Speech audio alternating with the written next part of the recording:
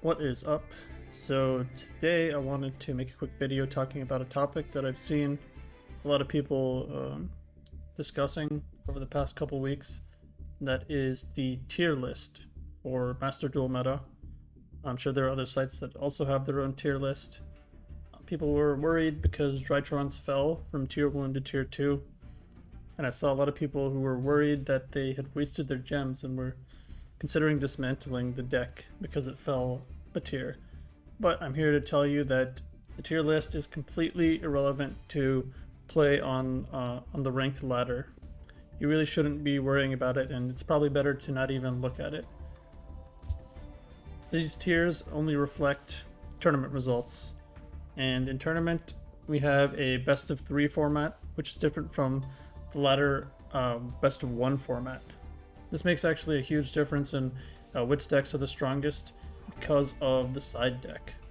So let me show you an example of one of the decks that won a tournament. This is not mine, this is a Toonie57, whoever that is. They got first place in one of the tournaments with Adamanticators. So in tournament you have your main deck, which is normally what you run on ladder with.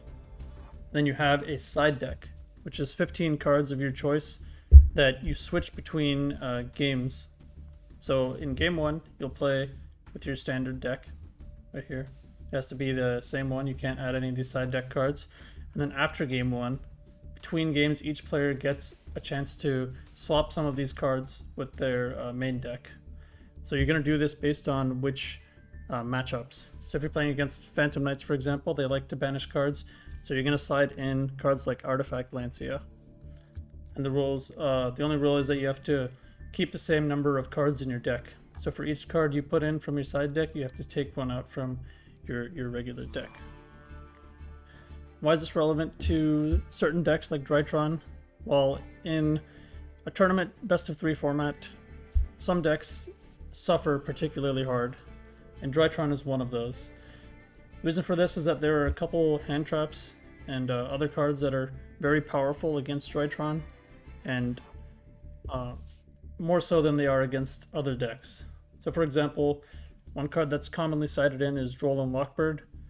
So this card prevents you from searching for the rest of your turn after you do your first search, which means you can't keep searching with Ben 10, which is one of the big reasons that this deck is strong. You can't search with Eva for the rest of the turn.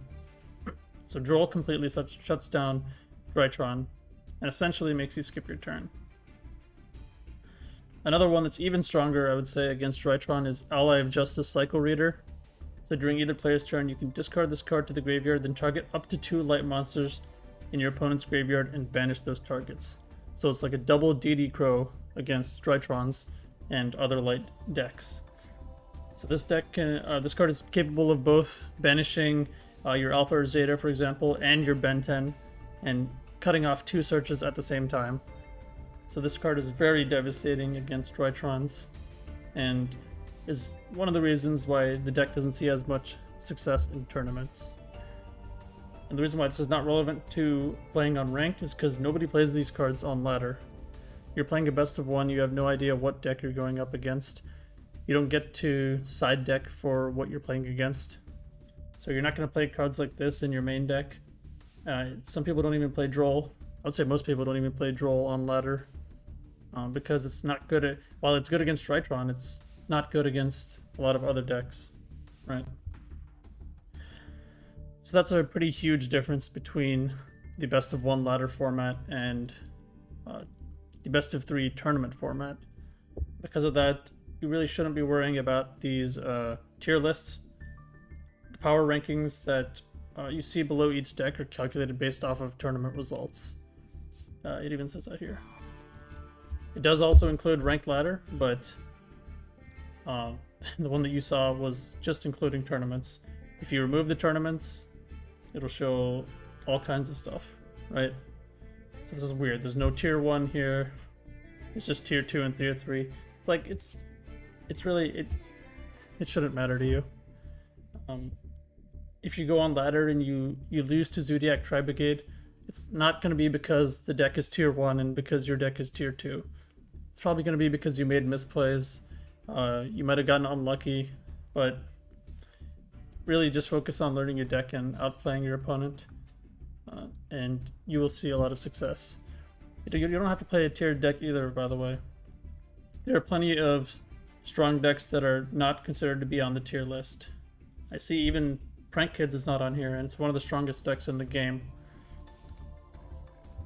Yeah, there's really not much more to say about this topic. Just don't worry about the tier list.